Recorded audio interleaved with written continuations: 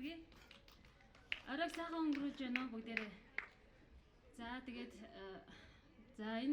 энэ хүү одоо үйл ажиллагаанд оролцуулсандаа бас баяртай байна. Тэгээд нэгэн дууг дуулыг 3 охины аавтаа гэж дуу байгаа. Тэгээд хүн болгон аавтаа байгаа тийм үү. Тэгэхээр миний аав 2011 онд өнгөрсөн байгаа. Тэгээд гэхдээ яг аавыгаа үргэлж боддог. Тэгээд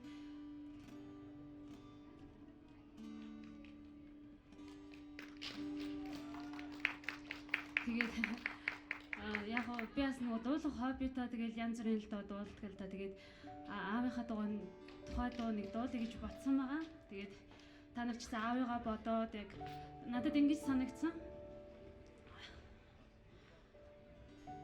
Аавыгаа яг нөгөө амьд байгаа цагт нь яг сайн ойлгож явах хэрэгтэй байна гэж бодогдсон байгаа. Одоо жишээлбэл ямар хүнд ажил хийж байгаа ч юм уу тий.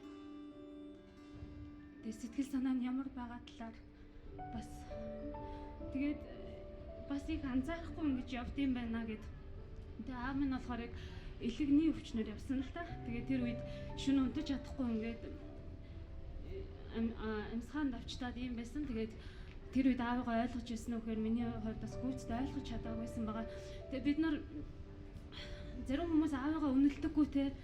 Ингээд миний аав тийм аавдаа дургу аавыгаа үзэж чаддаггүй. Яг дургу зүйлүүд аавд байдаг л та.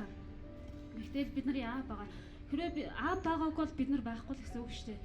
Чамд энэ амьдралыг аав чинь бэлгэлсэн байгаа тийм ээ. За тэгээд аавыгаа ойлгож, аавыгаа хүндэлж бас аавыгаа хайрлцгаая бүгдээрээ. За.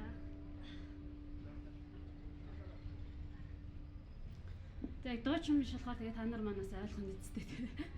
За.